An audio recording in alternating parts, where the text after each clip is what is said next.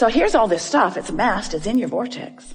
It's there for you. We see it. We love it. We benefit from it. We thank you for putting it there. We revel in the expansion of the universe, while you often complain that it hasn't shown up yet in the way you want it to. So you've got to find some way of positioning yourself vibrationally so that what's in your vortex can come to where you are. So we are presenting to you, we've been doing it for a while, and we're writing the book, The Grid, so that you can get the sense of the grid meaning your point of attraction. Because you've created a vibrational version of you that is beautiful to behold. But most of you are not even coming close to living the vibrational version that you've created because you're so busy, we love you so much, sloppily observing anything and everything around you, rather than deliberately preparing your point of attraction, deliberately preparing your grid so that what's in the vortex can flow into it. And when it starts flowing, oh, you know it. It flows with ideas. It flows with energy, vitality, we mean. But it also flows with rendezvous. It flows with things just seeming to come out of the blue. It flows with phone contacts. It flows with money coming to you in unexpected ways. It flows to you in promotions. It flows to you in good impulses when you drive. It flows to you in bodily conditions. It flows to you in physical vitality. It flows. Your grid is filling in all the time. But when you have deliberately sifted through data, when you have consciously launched a rocket, when you have consciously acknowledged that you want this thing that you don't yet have, but you believe you can have it because you know the laws of the universe, and you believe in your ability to focus yourself into a grid perspective that will allow the movement of it from the vortex into your reality, because you know all of these things. Now, when contrast comes, you say, oh good, more rockets to launch. And as the rockets are launching, you say, oh, that felt good. Can't hold it because I'm not used to practicing it. Oh, it felt really good. No, it doesn't feel so good anymore. I really liked wanting that for a minute till I realized I don't have it. Do you remember those fresh desires when you were kids before your parents crushed your dreams? Do you remember when you believed in your own ability to create? Do you remember when you thought the world was on your side before so many convinced you that they weren't? That fresh flowing of desire. We want to help you to restore yourself to that. So you launch this rocket of desire, and then you recognize, because now you're more sensitive. You know that you want it, but you're not in alignment with it. And every thought that you think that contradicts what you want will give you an emotional feedback that will let you to know, this is what I'm doing. This is that thing I do. Right here, right now. I'm catching myself in the act. Jerry and Esther had chickens years ago, and they remember going out to the hen house one night. They'd forgotten to close it up. They like to close it up at night so that things didn't come and eat the eggs in the night. And there was a possum in the nest with egg all over its face. He looked so guilty. So negative emotion is you catching yourself in the act with egg all over your face. That you are in this moment defeating, that's too strong a word, well, we'll use it anyway, defeating, trampling, killing, pulling the wings off the flies of your desires. In other words, it's what you're doing. You're holding yourself in vibrational dissonance with the very things that you want, and the negative emotion is your glorious indicator that you're doing it now. You're doing it now. Esther's got easy buttons all over the house.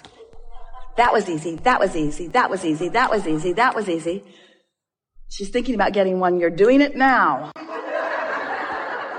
You're doing it now because you are aware when you will know what negative emotion means, that you are in that place where you are not holding it off forever, not defeating it, but certainly slowing it down. Slowing what down? Slowing down your ability to stand, begin again. You have created a grid. You're standing in the middle of your grid all the time. You've created a grid that is keeping you from being keenly aware of the most productive, most fun, path of least resistance step toward whatever things that you are wanting that are in your vortex. You see how it works? You are the creator of your own reality. You are the vibrator of your own being. You are the discerner and the decider and the accomplisher of your own point of attraction. And it is so much fun when you deliberately sift through the contrast. Yay, stuff to choose from.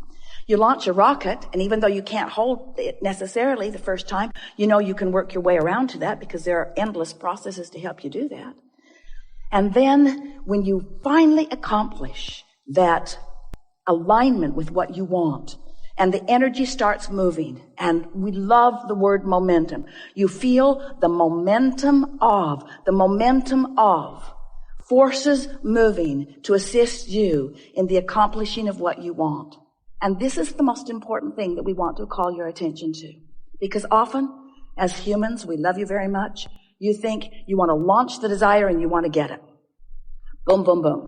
I want to know what I want it, I want to launch it, I want to line up, and I want to get it. And we say, yes, you do, and we want that for you, we want that for you, we want that for you. But we love the process of life. We love the process, the delicious process of choosing, and the delicious process of launching the rocket, and the delicious process of knowing that you're not keenly in alignment with it, or maybe not even close to it. And then the process of deliberately lining up with it. And then the conscious awareness of following your impulses, that intuition, that feeling of flow, that feeling of empowerment, that feeling of walking on air, that feeling of knowing that you can do no wrong, that feeling of all things working out for you, and then the manifestation. Because life is not about wanting and getting it, wanting and getting it, wanting and getting it, wanting and getting it, wanting and getting it. It's about wanting it and making your way to the receiving of it, you see. Sort of like orgasms. Well, at least you understand that. You say, yeah, let's go. Yeah, that's good.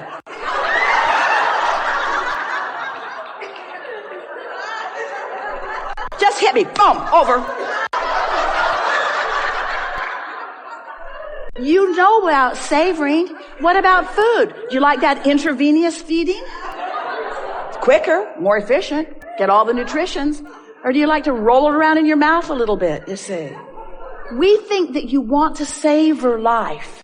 And that's what you came for. You came for the deliciousness of this life, not for the accomplishment of it. You can't stop accomplishing it, but you can get yourself in a vibrational sequence that causes you not to be aware of how blessed you are, or how loved you are, or how worthy you are, or how valuable you are, or how much you are appreciated for your part in this joyous, expanding, co-creative universe. So, we're eager to talk to you about anything. There is nothing off limits. I guess it's more of guidance than more of a question. Just something I'm currently going through right now. It just seems like a time in my life, it's kind of thinking, what am I here that I, either to hone a craft or as a career? There's not a specific career that was assigned to you by you or anyone else before you got here. What your plan was to come and just figure out what kinds of things please you.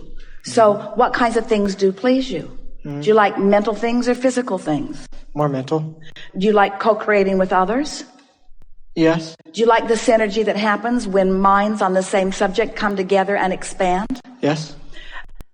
Is there a specific subject of mental conversation that is more appealing to you than others? Well, the biggest thing that I've kind of myself found out is what's business. Been ringing your bells? That's really what we're asking. What things through life, and we're not just talking about recently, ring your bells? What things can you remember first or most getting your attention? What made you say, yes, I want to spend time doing that? Knowledge in business. In business. So what is it about business that excites you most? Owning one, having one, guiding one, working in one? Accomplishment. Accomplishment for the sake of money, or for the sake of watching things revolve around the thoughts that you set into motion? Both. So you like the idea of focusing and the universe responding to your focus, and you like the tangible evidence of that happening. Yes. So is there a particular business that has appealed to you over time, or is any business fine?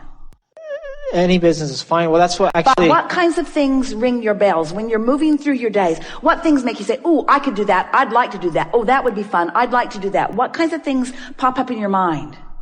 You want to run a car wash. You want to open a McDonald's. You want to have a golfing range. You want to build houses. You want to clean houses. What kind of businesses? We're just throwing random stuff out. We're not picking anything out of your mind. But what things ring your bells? Well, I'm actually currently self-employed. I have a business of my own, but it doesn't look like it's going to survive. Well, we're not talking about anything that you are doing. We're talking about the things you want to do. What things? Because a lot of times people are doing what they think they can do, not what they really want to do. They're doing what's most practical or what will pay the rent right now, not what they really want to do. But you ask us some very specific questions, and we want you to know that if you can hook on to some dreams that have been out ahead of you for a while, we're talking about that earlier, that you've got some things that are out ahead of you, and as you start dovetailing into some of that stuff that's out ahead of you, you'll get some momentum going, because we know that through life you put a whole lot in your vortex that you may not even be ready right now to articulate. But the game that we want to play with you is, as you make the effort to articulate it, it will activate a vibration and it will prepare your grid. Are you getting the hang of what we're talking about? That's the way you prepare your grid. These are my 3 favorite businesses. Boom, boom, boom. These are my 3 favorite businesses. Boom, boom, boom. I can't think about it right now. Try. When I move around, I love restaurants. Don't want to own one. Sports franchises. Well, see, this is the work. You got to figure out what you want. You know, you're standing in a place that so many people stand. They haven't been trying to figure out what they want because they haven't believed that the universe would yield to them what they want.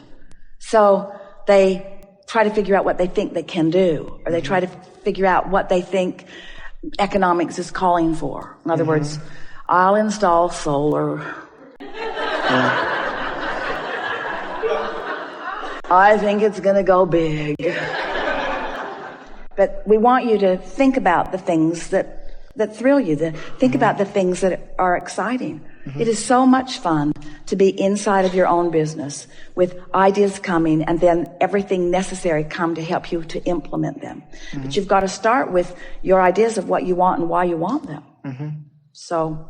But what about money? Because I've noticed even with me, with my current business, and even things that I want to learn extra. Never, ever go into business for money.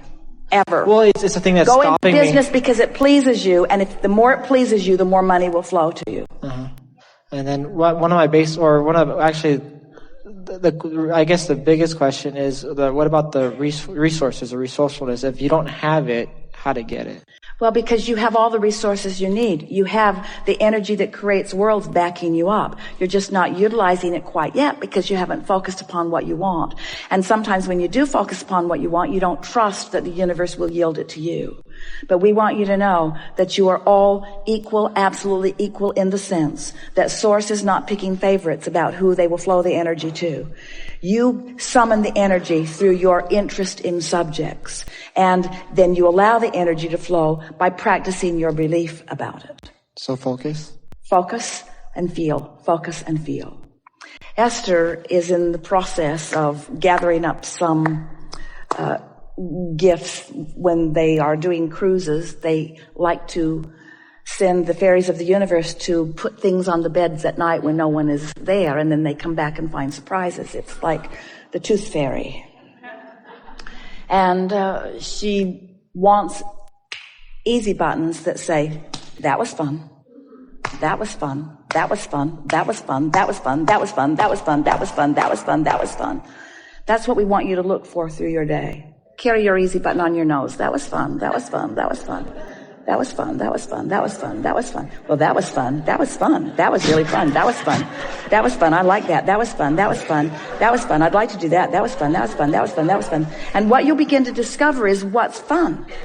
And if you will then say, universe, I want, that was fun, that was fun, that was fun, I want things that are fun. And by fun, I mean things that stimulate me, things that excite me, things that I'm good at, things that I revel in, things that Source will join me in, things that other people are excited about too. In other words, that was fun, that was fun, that was fun, that was fun, that was fun. Life is supposed to be fun for you, you see. It's supposed to be fun. And when you stand in a moment like you are, trying to contemplate what you should be doing, that's not fun. That's not fun. It's like, what am I doing wrong, or what do I need to do differently, you see? And the only thing that any of you need to do differently is accept your worthiness. Accept that Source is orchestrating on your behalf because you've been asking. And accept that it's very small, fine tweaking in order for you to begin to let the evidence in of what you've been asking for. And once you crack that door a little bit, and once the evidence starts showing itself to you, then your notice of it is all it takes to keep it going.